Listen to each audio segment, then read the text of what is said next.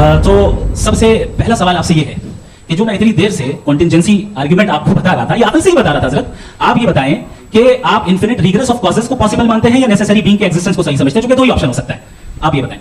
देखिए, आपको मैं ईमानदारी से बात करूंगी, एक तो मैं कॉन्टिजेंसी वर्ड ठीक से समझता हूँ, और इस वक्त भी जो आपने अंग्रेजी के अल्फाज इस्तेमाल किए वो जरा थोड़े से मुझे डिफिकल्ट और कॉम्प्लिकेटेड है, तो आप जरा सिंपल जबान में सवाल कर सकते हैं? बिल्कुल कर सकता हूँ। यूनिवर्स की हर चीज कॉन्टिंजेंट होने का मतलब यह है कि वो अपने एग्जिस्टेंस में किसी के ऊपर डिपेंडेंट है। जो भी चीज डिपेंडेंट होगी वो चीज इंडिपेंडेंट नहीं हो सकती, तो उसका कोई ना कोई कॉज होगा। तो अब आप क्या समझते हैं कि ये इन्फिनिट रिग्रेस है, यानी कॉज पर कॉज, कॉज पर कॉज, कॉज पर कॉज, और कभी कोई यानी एंडलेसली चलता रहा? क्योंकि अगर ऐसा होगा तो हम तो एग्जिस्टेंस में आते ही नहीं, लॉजिकली ये मुत्तफक अलैह चीज है, मुत्तफक अलैह अग्रीड अपॉन। आपने कहा कि आपने साबित ही नहीं किया, जबकि आर्गुमेंट ऑफ कॉन्टिंजेंसी बुनियादी आर्गुमेंट है। आप मुझे कॉन्टिजेंसी का मतलब बताइए, आपका मतलब क्या कॉन्टिजेंसी? कॉन्टिंजेंसी का मतलब यह हुआ कि हर वो वजूद जो किसी भी चीज का पाबंद है, हर वो वजूद या हर वो चीज जो अपने एग्जिस्टेंस में किसी भी चीज के पाबंद है और उससे बाउंड है, उसको उसकी जरूरत है, उस पर डिपेंड करती है, तो जाहिर सी बात है कि उसका कोई ना कोई कॉज होता है। ये तो अकल की बात है, ये आप रीजनिंग की बात करते हैं, मैं वही कर रहा हूं। दूसरी चीज, आपने ये बात कही कि अभी आपका क्लोजिंग आर्गुमेंट है, बता दें। Argument of contingency sir. अरे मैं आपसे कई बार कह चुका हूं, कंटिजेंसी का मतलब ये जो है, जब आप ये कहते हैं कि कायनात जिसकी कंटिजेंसी है, मैं देखिए वो लफ्ज़ इस्तेमाल किया मैं,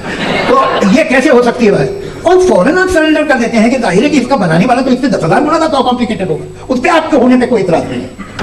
जावेद सर, आपसे एक क्वेश्चन है इन्फिनिट रिग्रेस के ताल्लुक से। एक हाइपोथेटिकल सिनेरियो है, मसलन अगर आप सर माइक थोड़ा सा प्लीज क्लोज रखो जी। अगर आप शायर इसलिए हैं कि आपके कोई उस्ताद शायर थे, और वो इसलिए शायर थे कि उनके कोई उस्ताद शायर थे, और इसी तरीके से हम माजी में पीछे चलते चलते चले जाएं और कहीं ना रुके, तो माफ कीजिएगा आप कभी शायर नहीं हो सकते। लेकिन आप शायर हैं, आपका शायर एग्जिस्ट करता है, इसका मतलब ये है कि आप कहीं ना कहीं रुके हैं। तो मेरा सवाल ये है कि क्या आप इन्फिनिट रिग्रेस ऑफ कॉजेस को लॉजिकल फैलेसी मानते हैं या नहीं मानते? हाँ या मैं इन्हें लॉजिकल फैलेसी नहीं मानता हूँ, लेकिन मेरा प्रॉब्लम यह है कि जब मैं नहीं मानता हूँ तो I will continue with this logic जो फैलेसी नहीं हो। आप एक जगह रुक जाते हैं जाके, आप कहते हैं ये गेंद कैसे बनी, ये जजीरा कैसे बना, ये समंदर कैसे बना, ये जमीन कैसे बनी, और अचानक गॉड पे जाके आपको ब्रेक लग जाता है। एक बार आप सवाल नहीं करते कि भाई इनको बनाने वाला तो इनसे भी कॉम्प्लिकेटेड होगा। अच्छा सर क्यों नहीं होता? मैं बताऊं प्लीज। आपका शायर कभी वजूद में आता है अगर शायर इसी तरह चलते रहता जी, माइक मेरे ख्याल से इन्फिनिट रिग्रेस का कॉन्सेप्ट क्लियर नहीं हो पाया, सर रहने दें, लेट्स मूव ऑन सर। ठीक है, हाँ। This question that who created God, this will lead to infinite regress. What does this mean? It's called tasalsul in Arabic.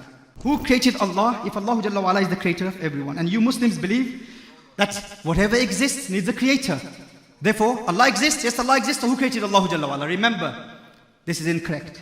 Why? Because we don't say that everything that exists needs a creator. Everything that came into existence from non-existence needs a creator. Remember this. If you understand this, try memorizing this deductive argument. A very simple syllogism. كل ما له بداية في الوجود له السبب. Everything that has beginning in its existence needs a cause. That's the major premise. The minor premise is والكون له بداية في الوجود, that the universe has a beginning in its existence. Therefore, the result of that is that the universe has a cause. I don't have the time to go through the details of this. In light of the second law of thermodynamics and expansion of the universe and the Big Bang cosmology, today most of the atheists believe that the universe has a beginning. And if they believe that it doesn't have a beginning, then we will ask them to prove it. And they can't prove that. So the majority of the modern day or the new atheism movement, they believe that the universe has a beginning. It came into existence from non-existence.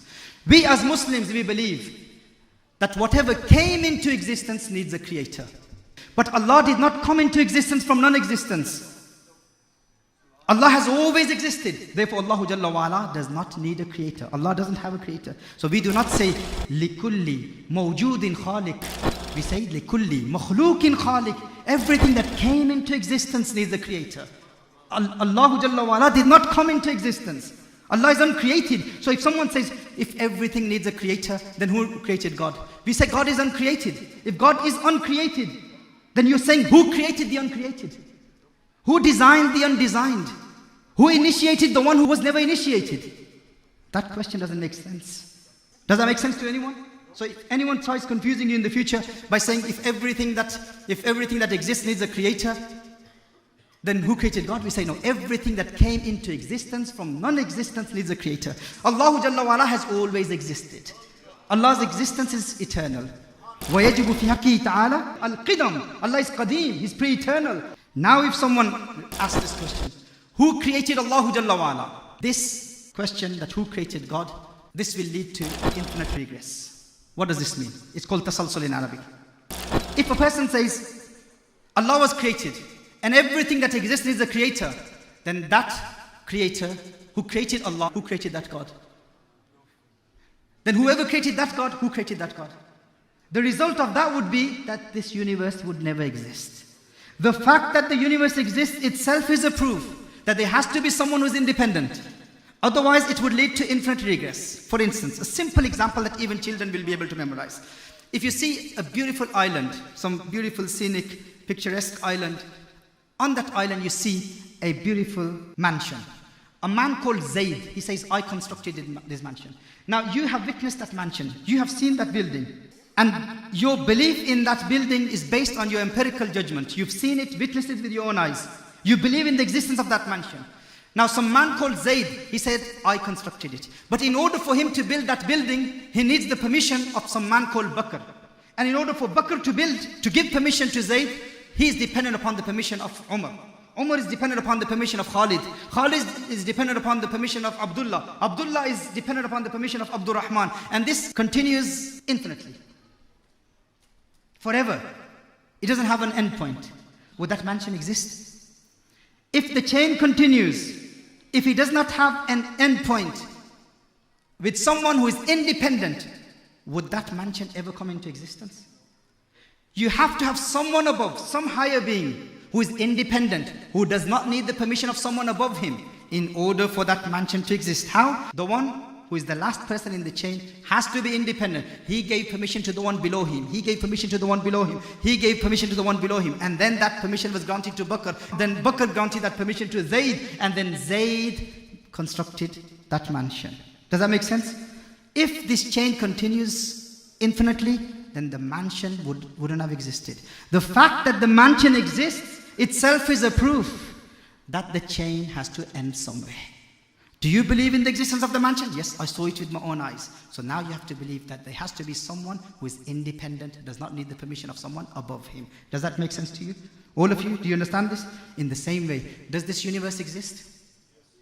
The fact that the universe exists itself is a proof that there is someone there who is independent. Someone there who doesn't need the permission of anyone above him. Someone who is independent, all-knowing, all-powerful, extremely intelligent. Otherwise, the universe wouldn't have existed. So the fact that the universe exists is a proof that that someone who has created the universe is independent. If that creator was dependent upon someone above him, then the universe wouldn't have existed. And if all of them need the permission of someone above them, then that leads to infinite regress, which is a logical fallacy. Logically, aqlan, it's fallacious. It doesn't make sense. No man of aql would ever accept that. So if anyone raises that question to you in the future, if someone says this, that if Allah created everything, then who created God? Who created Allah Jalla wa'ala? Remember, Allah is not someone that we can comprehend. Allah is beyond our comprehension. We cannot understand the reality of Allah Jalla wa'ala. But as far as these arguments are concerned, we can refute any atheist. If they try confusing you, you say to them, who converted Richard Dawkins to theism? Say that to the atheist. Who converted Richard Dawkins to theism? Who made him a theist? Or who converted Sam Harris to theism? Or who converted Christopher Hitchens to theism? If he says, oh, let me think about it. I don't know. Let me find out. Is that really true? Is that true? So you will confuse him, won't you? He will go back to his people and he will ask them. They will say, oh, Richard Dawkins, he hasn't converted. He believes that Allah doesn't exist. He hasn't embraced Islam. He hasn't embraced Christianity or Judaism. He doesn't believe in the existence of a creator. You are a liar or Muslim who's saying that who converted Richard Dawkins. You're probably talking about some other Richard guy. But my Richard Dawkins, my master, he cannot accept Islam. He doesn't believe in the existence of Allah. So we will say, the way my question is wrong to the atheist, yes? Who converted Richard Dawkins? In the same way, for you to ask me the question, who created Allah? The way you say Richard Dawkins, my master Richard Dawkins is unconverted. Our answer to that atheist will be, my Allah is uncreated. The way you say that I'm probably talking about some other Richard guy, in the same way, I will say to him, you are probably talking about some other God that they believe that God can come into existence from non-existence. My God, the Allah that I believe in, is eternal, is uncreated. question itself is logically fallacious. It does not make sense for people to say that who created God. Anytime people ask you this question, you say that leads to infinite regress. Allahu Jalla wa'ala is independent. Allahu Jalla wa'ala is not contingent. Allahu Jalla wa'ala has always existed, and our aql, our intellect cannot comprehend the reality of Allahu Jalla wa'ala. Human mind, we have to accept our limitations. And Rasulullah sallallahu alayhi wasallam is the one who saw Allahu Jalla wa'ala. We believe in the existence of Allah through Rasulullah sallallahu alayhi wasallam. Through rational proofs, we believe in the existence of Allahu Jalla wa'ala. But the complete tawheed, the reality of tawheed can only be understood by believing in Rasulullah sallallahu alayhi wasallam. So through the mediation of Rasulullah sallallahu alayhi wasallam, we believe in Allahu Jalla wa'ala's sifat, Allahu Jalla wa'ala's attributes. A true Sufi will never become murtad. Why? Because he has that experiential knowledge of Allahu Jalla wa'ala in dunya. In dunya, he experiences the gnosis of Allah Jalla wa'ala. And when he experiences the qurb of Allah Jalla wa'ala, he gets the glimpse of what he will see in the hereafter. Theirs is all based on analytical knowledge, discursive knowledge. The Sufi's knowledge about Allah Jalla wa'ala is experiential knowledge. He experiences the gnosis of Allah Jalla wa'ala. Through his breath, he breathes with the name of Allah. We believe in the oneness of Allah Jalla wa'ala and the finality of Rasulullah sallallahu alayhi wasallam's prophethood. May Allah Jalla wa'ala bless us with his divine guidance so that we can act upon the ahkam of deen, act upon the ahkam of sharia, understand the creedal matters, aqaid of Ahlul Sunnah wal Jama'ah, and learn the practical teachings of our ulama, how to defend al-Islam and how to defend the honor of Allah and how to defend the honor of Rasulullah sallallahu alayhi wasallam.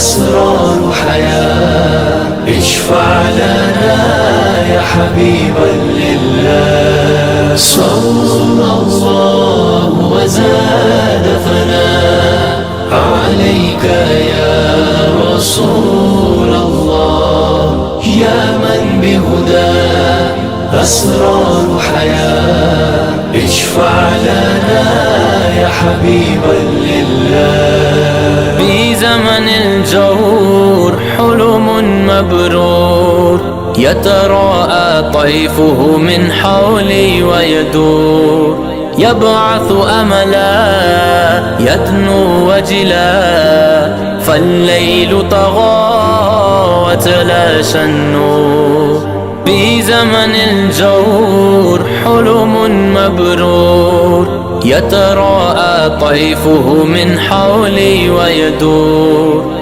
يبعث أملا يدنو وجلا فالليل طغى وتلاشى النور